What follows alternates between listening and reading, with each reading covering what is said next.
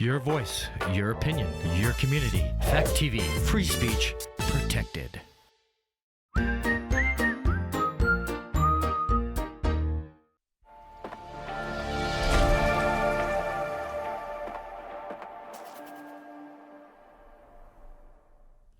Hey, we're ready. We're ready. Hey, we did it on time today. My name's Chris Coates. Randy Filio. And this is Spotlight Keene. It this is where we talk about things that are going on in the community, in the city, on the state level, even around national, the world, and national, whatever we feel like. Pretty much. Talk about the space station every now and then. We'll go international.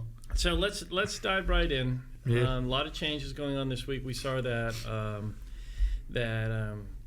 Alec Doyle at the Colonial has chosen to, take the next steps into next chapter for him of what he wants to do in his life. And and move forward. As you know, Chris, I work 1 or 2 nights a week at the Colonial doing concessions and pouring some beers and things. Yeah, that's my fun side job other than outside of politics.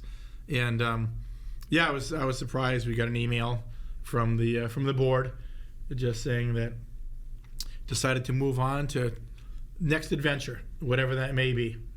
Yeah. So wish him well. He and I posted on social media that Alec, not single-handedly but pretty close, saved the Colonial Theater, and then got the showroom built. And if you go back and you take a look at the time he got here and what he's meant, this is a time, first and foremost, I want to give credit where credit's due to those people, including Jack Dugan, who was able to find the fundings to really reverberate the initial, of the, and then you sent out on Facebook a day or so ago a picture of the Colonial, and I forgot how beautiful it is. And if you really don't understand how fortunate we are to have a facility like that, there are other places that are very nice, but they aren't the Colonial. They don't have the room space. They don't have the chairs, all that, all the campaigns they went through. The initial campaign, people signed up to have a chair and their name, all that jazz, for years. And then they did this bigger renovation this last time around, and they did it during COVID. And I know what it's like to do renovation during COVID because we were doing the nursing home during that time. It's not an easy task, and for all that were involved in that, and Alec leading the way as the executive director of the Colonial, it's pretty amazing what they accomplished during that time. Yep. Because the biggest issue they had, not getting shows in, Broadway shows in, they didn't have enough space for everybody. Not enough room on the stage, and not enough strength and the support to hold a lot of the equipment that they have to raise and lower. Flies, they go down, up and down, and all that jazz, and it's all electronic now. It's not the bags. And dressing rooms. This is big. Yeah. It's big, though. The bags in the Colonial, they used to have these sandbags that would bring things up and down. Yeah. Yep. And, always a danger of dropping on somebody. But now it's all electronic, all going up. They can time it. They can put screens back, and you don't even need to have the drops. You can just have electronic. It's pretty amazing what they did. But more importantly, if you ever did a show and you were, especially if you were a male, because the females always got the dressing rooms downstairs. The males, we were in the there was a, when you walked behind the stage, you walked through this hallway into the other side of the stage. Well, that was our dressing room. Yeah. And so now you have this great space and multiple spaces throughout. And I really think people are getting to know that and like that, and it's become a real cool thing.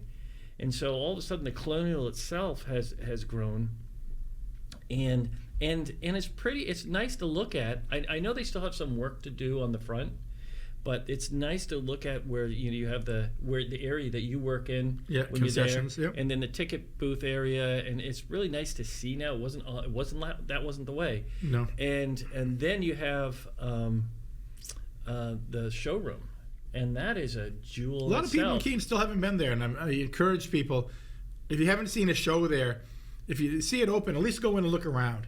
It holds about 130 people. Has an upstairs balcony with some tables looking down. It's phenomenal. Yeah. And a lot of people haven't seen it yet, and you really should. It just gives you a little bit more personal feel to a performance. And then you have, like, literally across the street now, Nova Arts is doing some wonderful things. So all of a sudden we have this really cool thing going on, and so it's good. And then these bars that are bringing in musicians and comedians into, I mean, it's all healthy what we're doing down there. Well, that's a good segue into. It's an economic engine. No, Colonial Theater. I got this finger thing going today. He's kind of nervous. Randy. I know. It's like my younger. Listen to me, Randy. Shut up. That's your wife. That's your... and 7 mayors. Sit down. Shut up. All the city managers in there too. Oh yeah, I got a few of those. I remember one of them right here. Yeah. Chris and I used to sit beside each other at City Council. That's another story for another day. No, we will not confirm or deny stories that happened. Before I get into that, if anybody hears me sniffling a little bit, I had my updated COVID Moderna booster shot yesterday. And that's for people that in the mid-30s like I am, or mid-30s the second time around. I've never had a reaction to any of the shots other than maybe a little bit of a sore shoulder. Woke up this morning, it's like, whoa, what happened? But it's more of I get runny nose and, a little sniffly and stuff. But, at least I'm not going to get COVID. I don't think. No. It's not that you don't get COVID. It doesn't protect you from COVID. It helps you if you do somehow contract it. Because I had the shots, I got COVID, but I didn't get it to the level I did.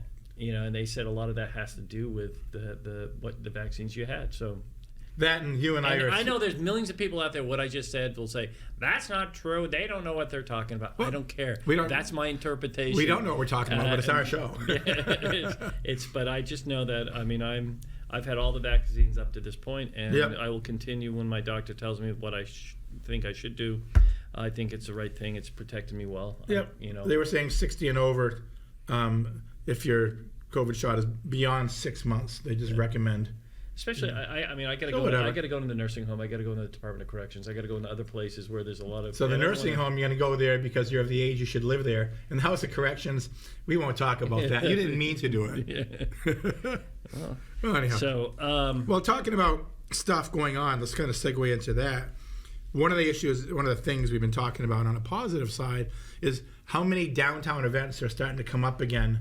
For years we had a lot of events. And then they kind of tapered off. And then it was just Pumpkin Fest. And then that got too big. And we were talking about this the other day, and I just made a list of things that are coming up. Actually, this Saturday is the Upper Ashwillet Canoe Race, which is kind of cool, down at Ashwillet River Park. 11 in the morning. If you want to see some fun, go down there and watch these people bang those canoes down the river. That's a good one. That's this week. And things coming up. Well, that's like Peter Heed. Peter Heed is famous for that, man. Saw him practicing the other day. And those canoes are not canoes. Those things are rockets. They're slim. I don't know how you stay balanced in them. Nope, I'd drown. Yeah. Nope. Be right upside down. Yeah. Be just like the submarine I used to be on, underwater. I'd love to have the city of Keene do someday? What? Build a walkway that goes from Ashwillet Park all the way down to Keene State College. Wouldn't it be nice to walk along the river? I was in Frederick, Maryland. Oh yeah, I'm trying to picture where you're talking about. Yeah, we'll probably need some county funds for that, but we'll work on that. Yeah, no, but wouldn't that be cool if we could? Yeah, a path, a walking trail, a nice paved walking trail.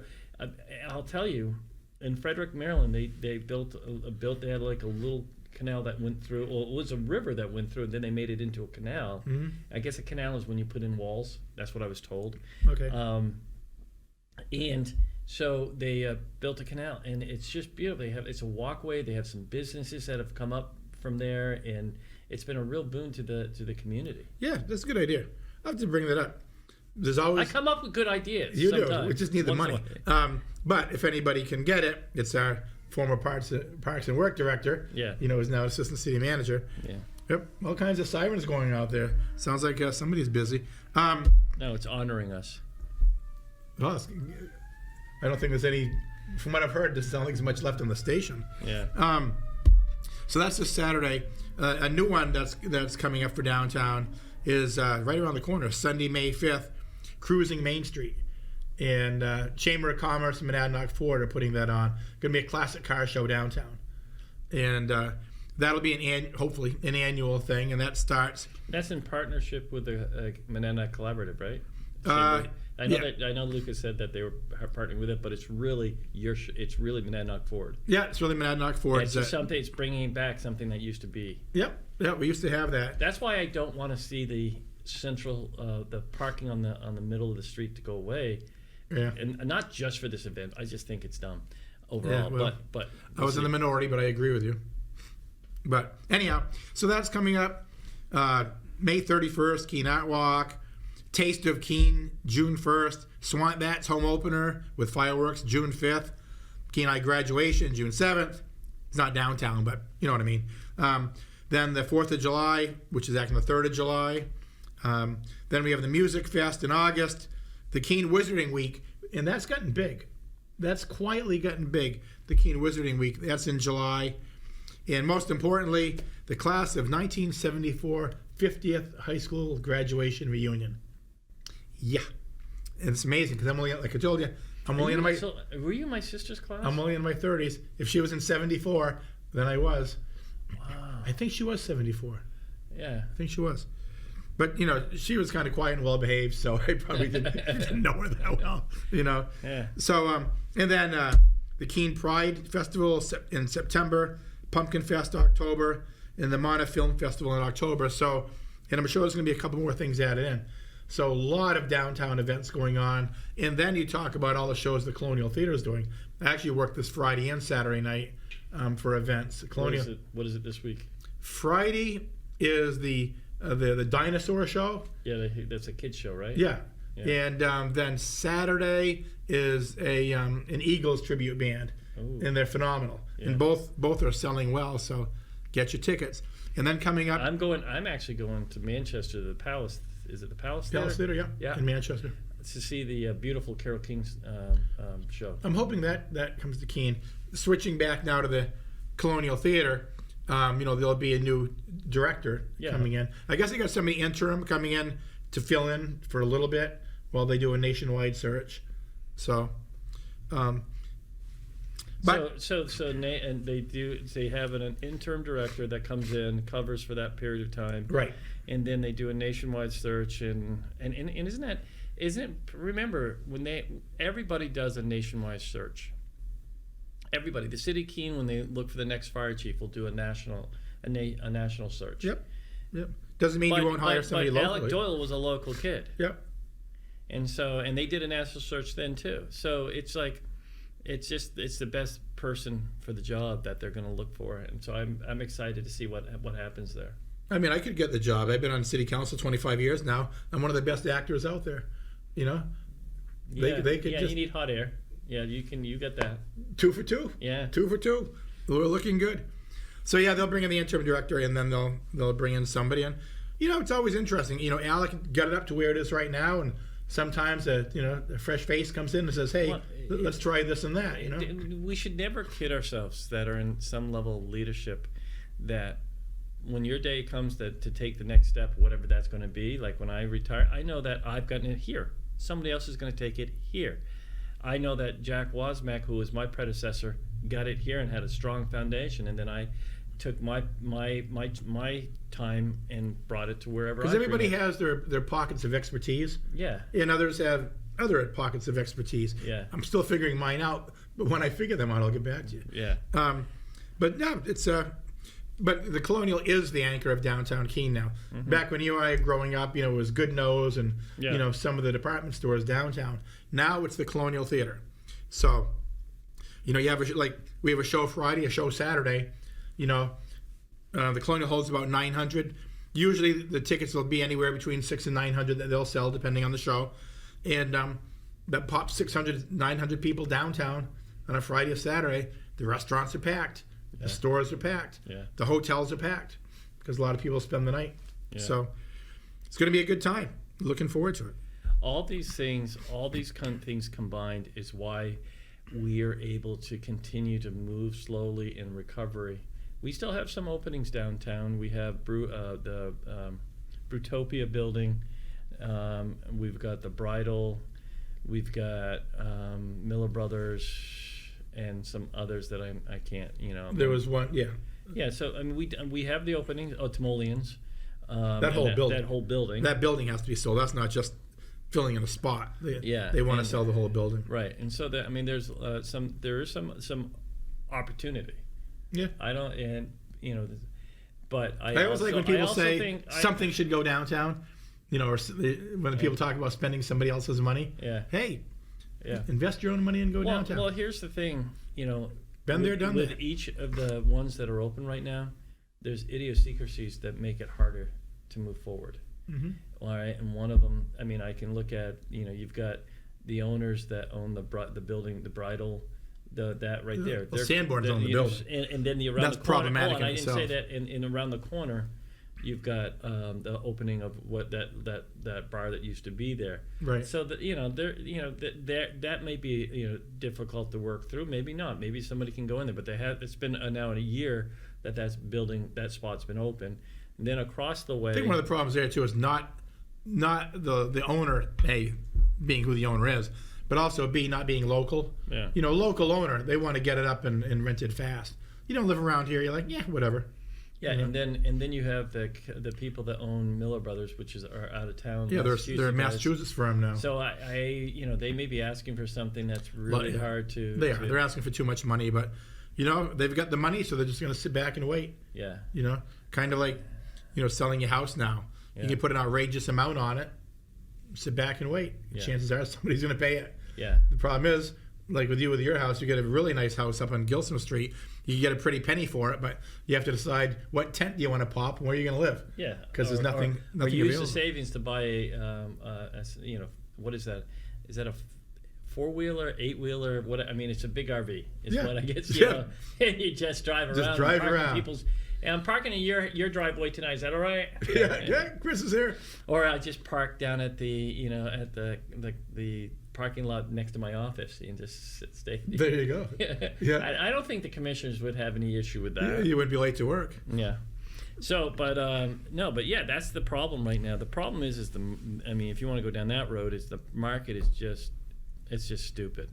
It's just stupid, crazy, overpriced. Everything. I mean, when the medium house in Cheshire County is $300 and some odd $1,000, and the state's average is $500,000, that's just crazy. Yeah. That just means young people or anybody, you know, it's going to have a hard time finding a house. And the problem is now we got to continue to build the stock, and I think the city needs to think about up.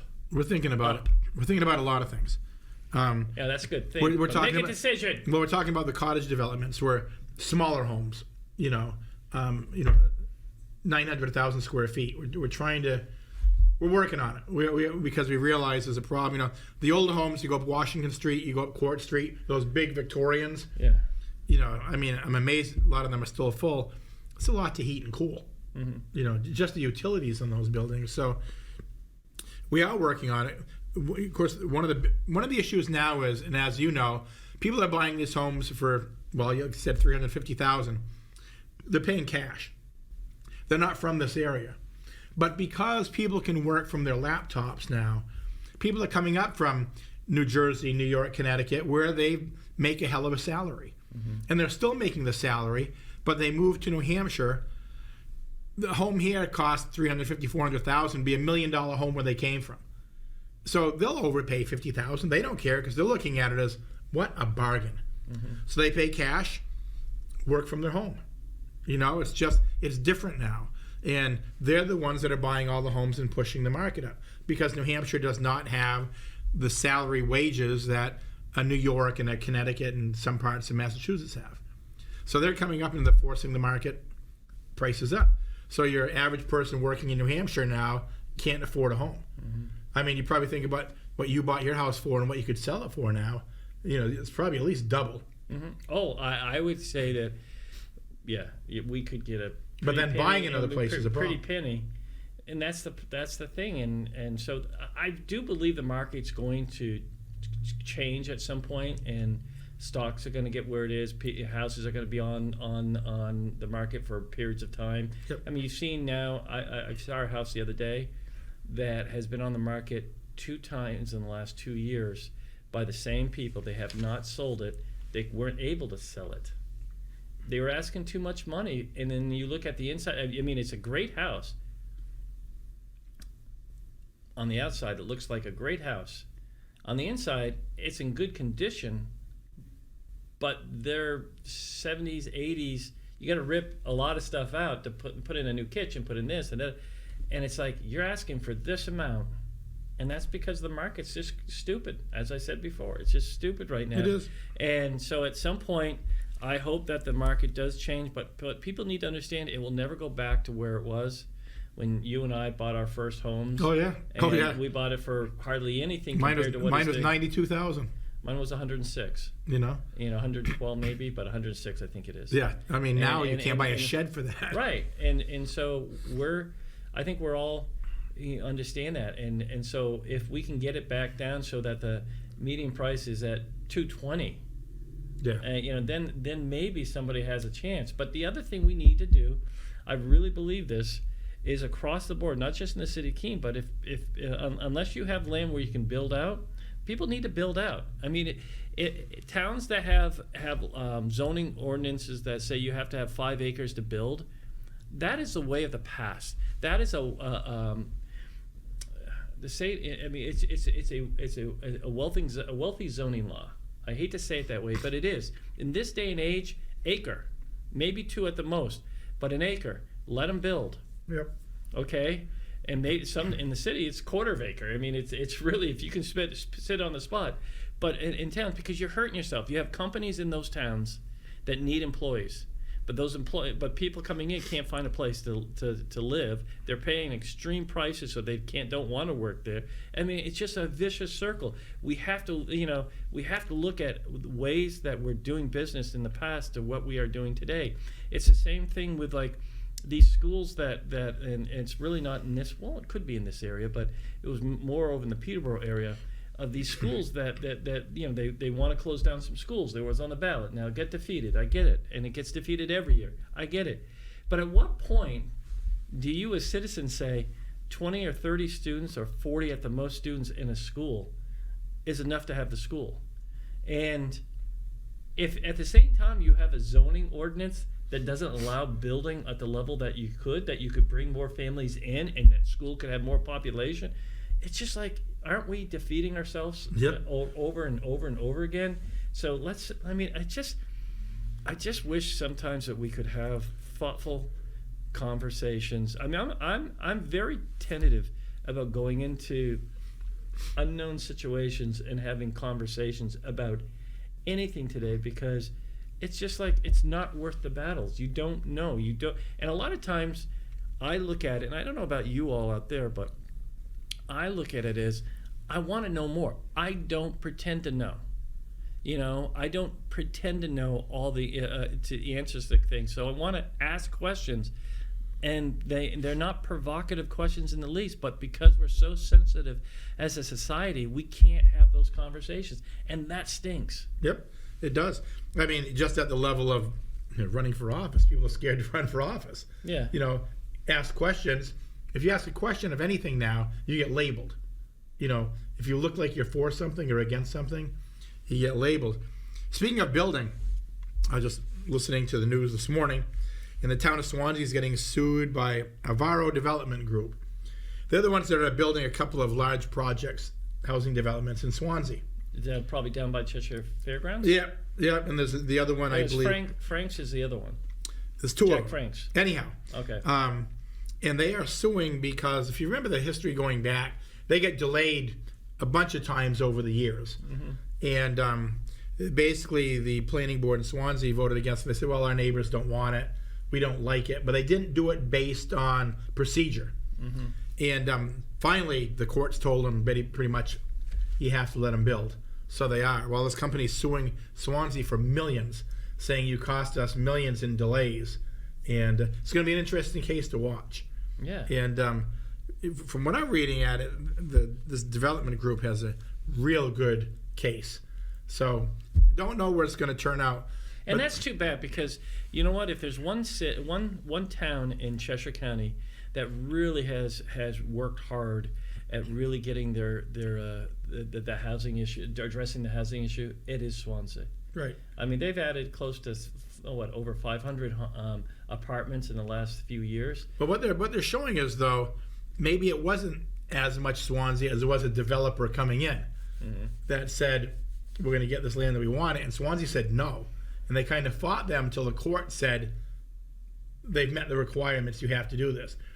You know how it works, Chris. Same thing in Keene. Somebody comes in, they buy a chunk of land, and they want to build something there. If it's zoned correctly, and they meet the basic requirements of projects that the planning board has put out, you can't say no because somebody doesn't like it. That isn't how it works, and that's what they're showing. Like I said, I just got the basics of it. I don't know if they'll settle out of court or if there's other companies going to say, yeah, well, we want another development. I don't know, but it's going to be an interesting one to watch. Because Swanzey has, like I said, but I don't know if it's so much Swanzey or this developer and Swanzey has a lot of fields, and fields can be built on if it's zoned properly. So that'll be interesting. Speaking about money, one of the issues that I voted against the other day, I voted against the $216,000 for a study for a parking garage in Keene. There's only one or two to vote against it. And the reason that I did... Who's doing it?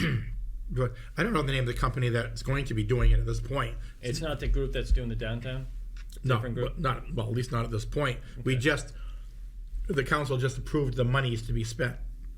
So, what it is, it's a study to determine, do we need a parking garage and where should it go? Didn't you already do that? Well, didn't Gary Lamoureux do that some years ago? We've done it in the past. We've done it probably about 2 or 3 times. Well, that's what I went back and I was looking at the history when I first got elected back in 1992. And some of the comments we were talking about parking garages. And one of the issues that we talked about back then was, by the time we hit the year 2000, 2010, we figured our population was going to be about 30,000. That's not happening. Still 23,000. Now here we are in 2024. Still 23,000. In my opinion is in 2030, probably still about the same. Probably be a little bit more. We'll have, my whole point was... It won't be more if you don't build more. Well, the $216,000 study was for, do we build a $14 million parking garage with 400 spaces? So I'm looking at it, and even with a 10% population growth, which I think is reasonable to think about, do you really need a 400 car parking garage? Or it'll probably be Gilboa Ave, and they're both private. The property's down there privately owned. So at some point, the city's going to have to ask to buy one of them. And with the exception of going to eminent domain, which I don't think we'd win on that because we have to really prove a need. We'll have to negotiate with one of the landowners. Well, my opinion is, instead of a 400 car parking garage for $14 million, could we just put in 100 cars at street level? In other words, just a big parking lot to add an extra 100 cars. And I think that would cover it. That was my opinion. Now, I wasn't saying that maybe down the road they'll prove me wrong, but I was saying let's hold off on that $216,000 and let's look a little bit down the road and see if we really do need it. My gut feeling on this is going to be, and this is my personal feeling, is going to be a wasted $216,000. Just my opinion. So I voted my conscience, and I voted it based on our history since I got on back in 1992. I just don't see the need for a 400 car parking garage. I don't know if we need a 400 car parking garage. I don't know if we need a 200 car parking garage. I know we need a parking garage. I do believe that. I do believe, especially for those people that live downtown. I get asked all the time because of our Latches parking lot, because there's no parking downtown for people. Does rental. The county still own that parking lot? Yeah. Damn it! Build a parking deck. The county county has the money. Yeah. Well, big. Yeah. What is that going to be, like 20 cars? No, that if it was a bigger project or something that part of with the city, maybe we could look at it. But that might be. But I'm just looking for let's start with people downtown first, and then the workers, if they had a place off street where they could then walk to work, which was an expectation of the employer, because I'm also getting those asked too, because they have employees that have no place to park all the time. We're getting those. So there is some level of need for those type of things. But I also think you can get really, if you think about it, you could build a mixed-use building attached to that building, and you could put apartments in there, and you could put other things that pay rent, and all of a sudden you've got some revenue coming in that helps pay off some of that, along with the rental or with the spaces being rented out. I think that we need to look at places around us like Concord. I love what Concord does. All I have to remember, like if I go into a parking garage there, is the number in front of me. All right, there's a plate, a 4-number plate, and then I go downstairs, I hit that into the thing, I pay my thing, and I'm done. I don't have to remember my license plate, which is really probably people like, well, you don't remember your license? I don't remember my birthday. Come on. But I just think they have some things up there that I really like their processes. But I do believe we do on some levels. But I also think it shouldn't be about, it should be, I wish we were spending more money on more of an initial design than we were on a study. I think a study, to me, has already been done. I think there is a need that's, again, I was on the council. We were looking at Cypress Street. Yep. We were looking at Gilboa Ave, but we were looking at where you built the parking lot, that right there. Okay. We've looked at a lot of locations. So that it's been studied multiple times. I would rather that you guys spend that money on an initial idea, and then have some public hearings where people can come in and take a look at what you're talking about, and really start building it up from there. And there's, if you build it, they will come, as you said. And the only one that voted with me on that was Bobby Williams, and we disagree on things and agree on things. And he was hoping that maybe, an outside developer would come in, build some housing, and then build some parking with it. So we both kind of agreed, even though we came from different angles, we both agreed that we thought it should be delayed a little bit, and let's be a little bit more inventive. But anyhow, it went through. The $216,000 is going to be spent on a study. We'll see. Yeah. We'll see. I don't think a 400-car garage downtown is going to be needed, probably in my lifetime anyhow. Maybe a smaller one, but not 400 cars. So let's see, what else is going on? What else have I got for notes on here? So is there an update on the Chiefs situation? I know that I don't know, last Tuesday. He left. He announced on Monday. I think he announced on Tuesday, but it was after. I think it was just retroactive. I found out Tuesday. Well, most afternoon, people now know that that Chief Farquaad has decided to go back to his home in Connecticut. Yeah, and so that's happened, and then they put in the current interim chief, which is Jason Martin. Yeah, really nice guy. When I was a call firefighter, he was a firefighter at the same time. Really nice guy, very smart, quiet, reserved, quiet. Yeah. Doesn't yell. Yeah. But very intelligent firefighter. Yeah, good leaders don't yell, to be honest with you. Don't have to yell. They don't have to yell. That's why you yell all the time. Yeah, that's right. Yeah, okay. Yeah. And of course we have the. I only yell when I'm near you. We have the, the fire marshal we just hired. Yeah. Who was brought in for inspections, and he's like, oh, "Come on, man," because we weren't expecting the chief to leave. So, but the good news was we have somebody. We have, Captain Martin, or now the Deputy Chief Martin, who is Chief Martin now. Mm-hmm. And we have the fire marshal. So it's still in good hands. But, yeah, there'll be a nationwide search, and we'll see if anybody locally puts their name in for it. And I bumped into Gary Lamro last night, former Fire Chief Lamro, when I was working at the Colonial. He came through, and I said, "Hey, Chief, we need a chief." He's like, "No, thank you." No, did my time. Yeah. So anybody out there with fire chief credentials, put in your application. They'll take a little while. Yeah. Well, and and what's the turnaround for that, do you think? Do you think by fall we'll have a chief? Oh, yeah. Yeah. Usually when you're doing a search like that, it's a 30-day, when you get everything organized and you know what you're looking for, and then you put that in, it's at least a 30-day, where you just put it out there and see what you get. And then you start the process after that. I think we'll probably get some really good applicants. I think the fire department in Keene, just the size of it, is where a lot of them want to come.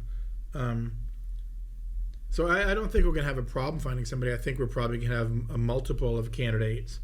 But you're right. I mean, it takes a little while, and of course, if they relocate, that takes a little while too. But yeah, fortunately, like I said, with Martin in there and the fire marshal, we're in good shape. Yeah. But so that'll take some time. I mean, but you're right. I mean, we put out a nationwide for the chief of police, and we hired internally because the best candidate was local. Mm-hmm. So could happen. Could be somebody from California. Could be somebody from right here in Keene. Yeah. We'll find out. So anyhow, was he able to say bye to the guys? Was there like a... I don't know. Okay. I don't know. I think it was a little bit of a surprise. It was kind of abrupt. Don't know the whole story. Could have been just one of those, want to go back home. Yeah. You know, we've had a couple. I mean, you had a case like that, right? Yeah. No, he did. Just wanted to go back to Chicago. Just missed home. Yeah, he had a grandson. I mean, he was very open about it. He had a grandson who had autism, has autism, is on the spectrum, and his wife is a special ed teacher, and she just couldn't see herself coming up here, knowing that she could. You know, she actually went. She retired, which she could retire. She went to this special training class for working with individuals with on the spectrum, and was able to then start working with her grandson.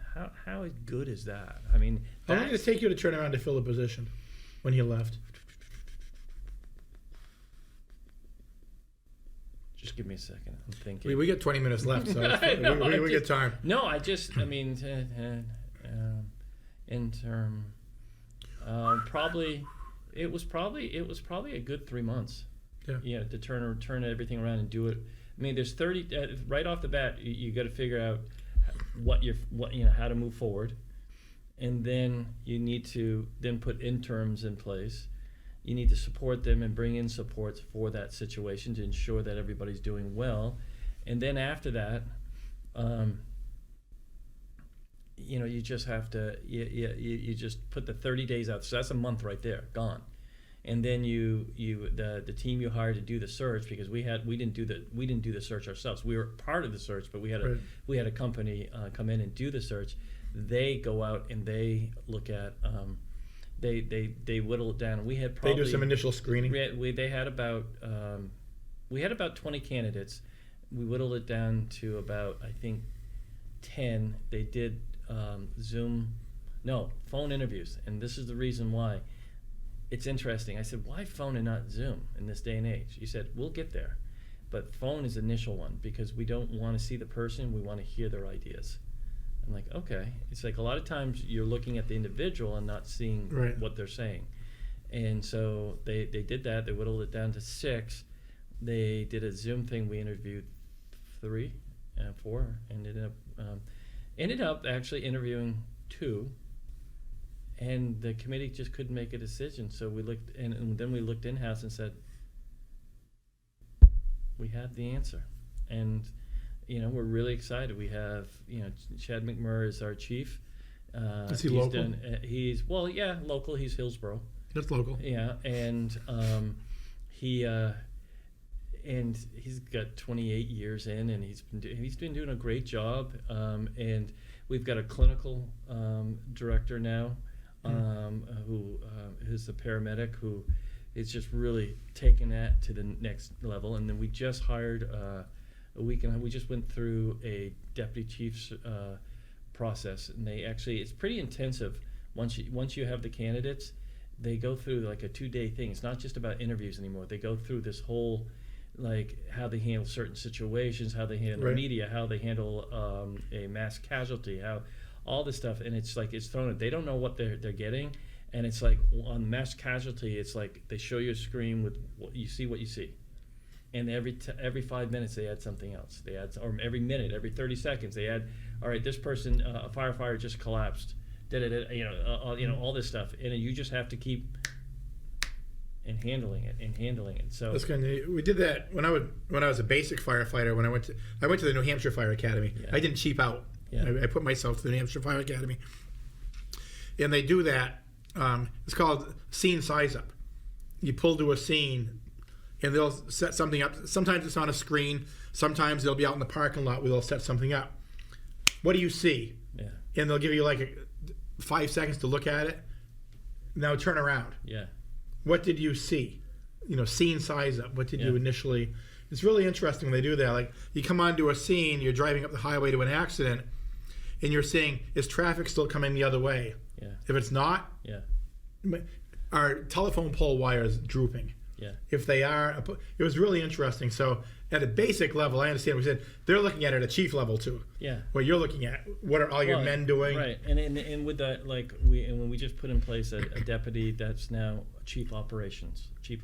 So he's working with each captain in their shifts and really making sure there's a consistency across all of that. I mean, it's been an interesting, and at times not easy, but an interesting journey. You've probably learned a lot about more than I ever wanted to. I mean, who would have thought? Like today, I'm going to Concord to testify before a committee on billing, which would help the city of Keene. That we're looking at. What time is that It's meeting? a Senate bill. It's 3:15.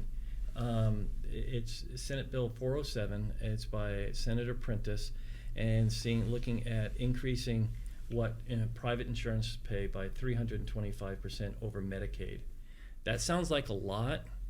Medicaid's here, so 320. It should, in theory, should be about 1,500% increase over what Medicaid pays, because it's still not a lot what they're paying. Because if you had more receivables coming in on the billables you're putting out, that's more revenue coming in. That's less the burden to the taxpayer. Right.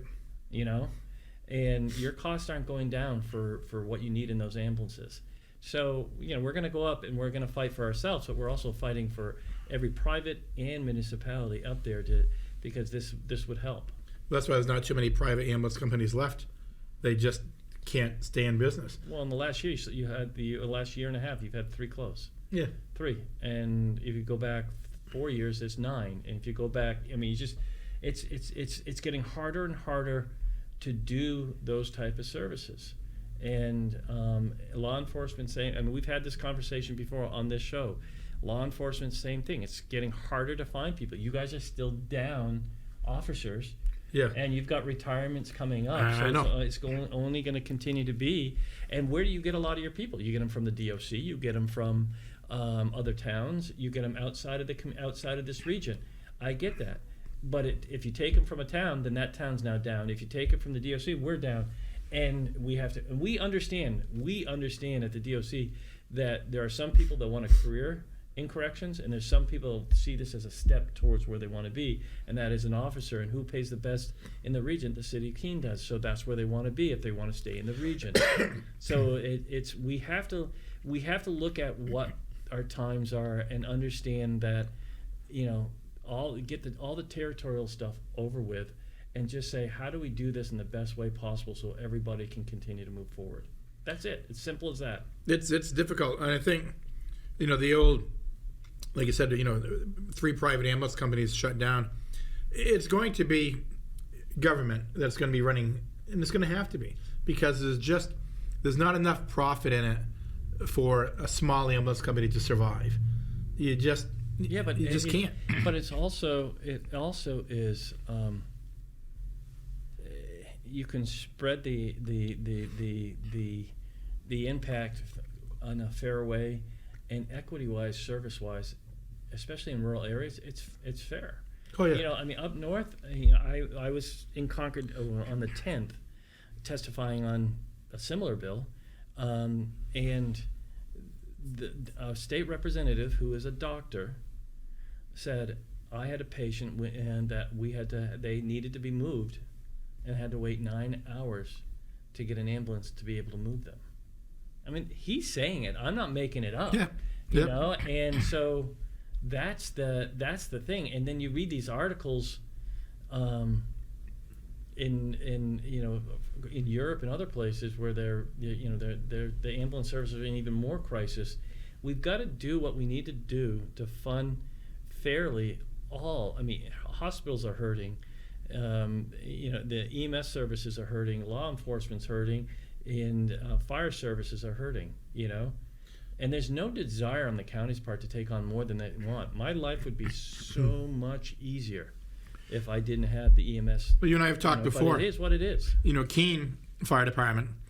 I used to be a call firefighter back in the day, and you respond to first alarms, things of a larger magnitude where they needed extra bodies.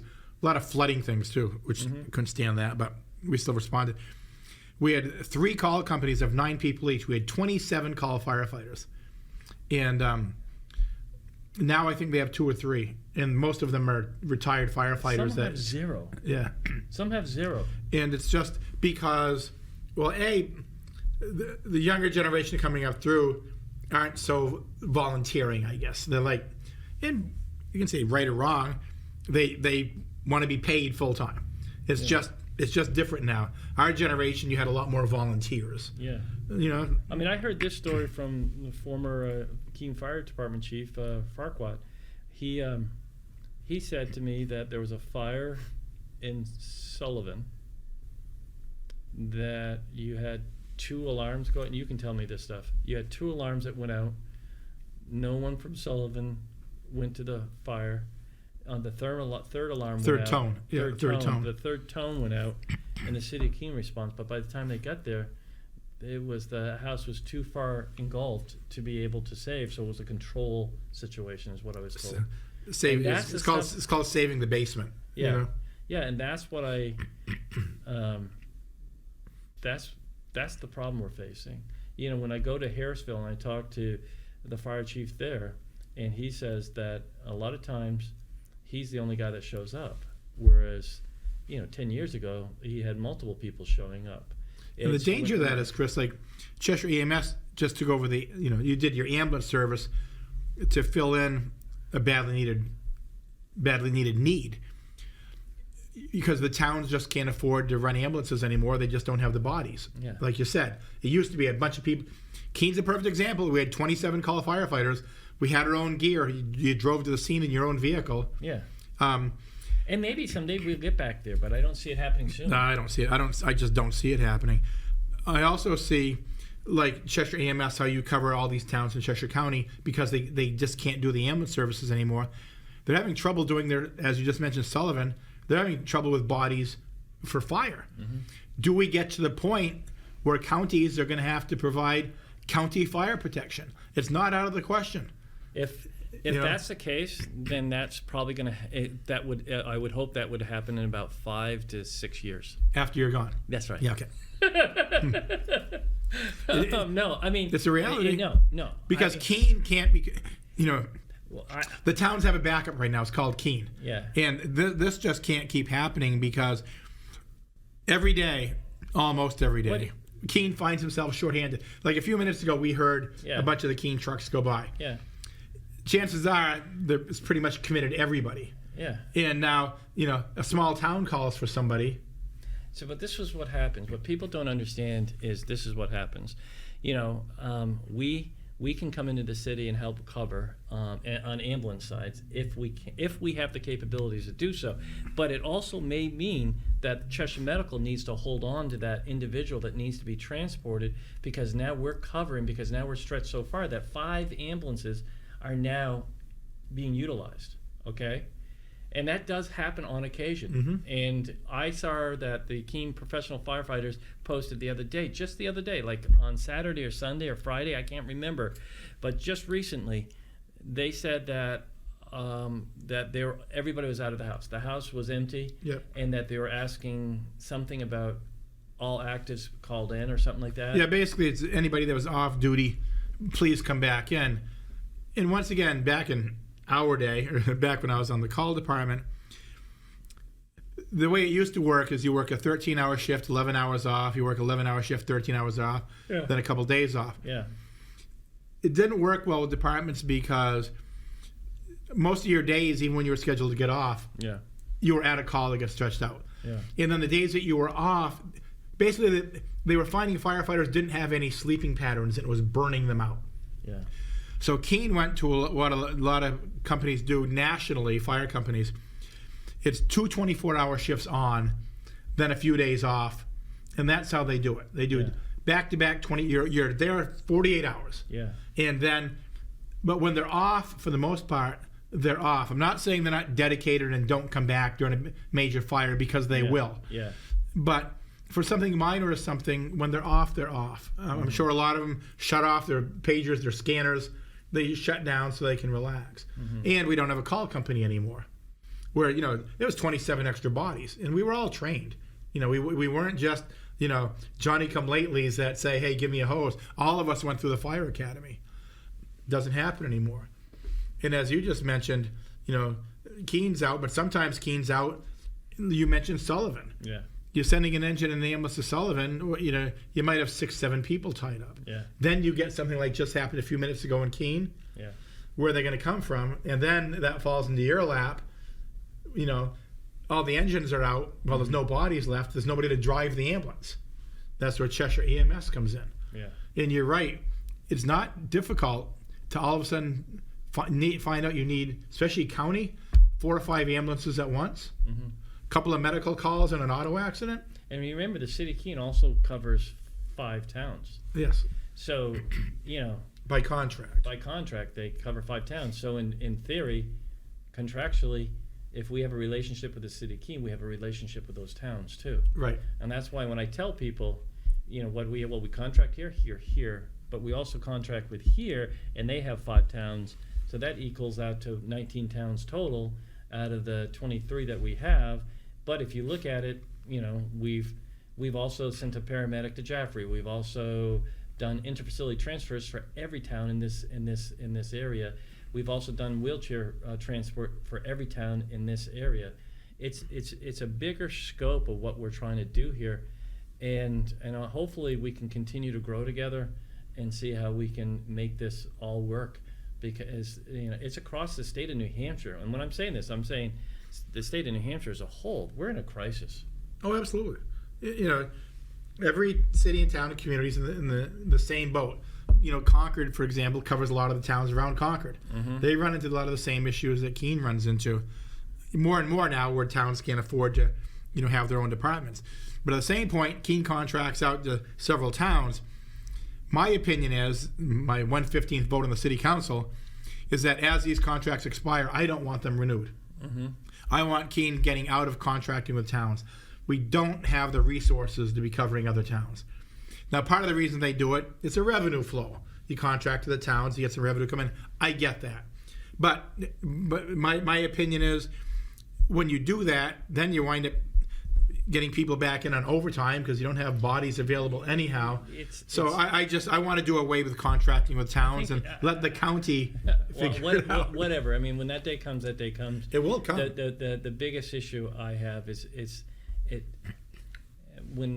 for Keene Firefighter, it was never set up to do anything but to do the best service for the citizens of Keene. And so you're just putting an added burden on those men and women that do an incredible job.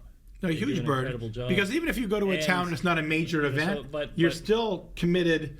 Like you go to Westmoreland, you get there, you find out it wasn't as major as you thought, but you're still 15, 20 minutes out from getting your men and women back into town. Yeah. I mean, it'll be interesting, because I also know that there's companies out there that are just surviving. Oh, barely. And if they go someplace, what does that mean to us too? I mean, we have to respond to the crisis at hand. That's it. That's what we're dealing with. That's exactly it. It's not an agenda. It's a response to a crisis that we didn't want to be part of. Simple as that. Yep. And now we are. And so now we're doing our job. And it's going to be, at some point, maybe you'll still be there, maybe you won't. The cost of ambulances, well, they have the cost of trucks. Where do you park them? Who staffs them? There's a lot of big questions coming up down the road. Who handles this? As you mentioned, Sullivan, and if Keene wasn't available to go, then what? Yeah. You're just like, well, call your insurance company. Again, when we get there, someday you get there. We're not there yet, and it's nothing that is on our radar whatsoever. And when that happens, they're not going to let you leave because they say, Chris, you're too invested now. Yeah. You got to stick around for a while longer. So. Yeah. We'll be paddling. A couple minutes left. Hey, I was just joking about my high school 50th graduation coming up party. It's at Stonewall Farm, which is pretty cool. So I actually got an email from Stonewall Farm asking me if I'd be on a committee to help with their upcoming, bash. And I look on the list, and there was your name. Yeah, they asked me the day before the meeting if I could be on. Me too. And I said, whatever. You're on it now.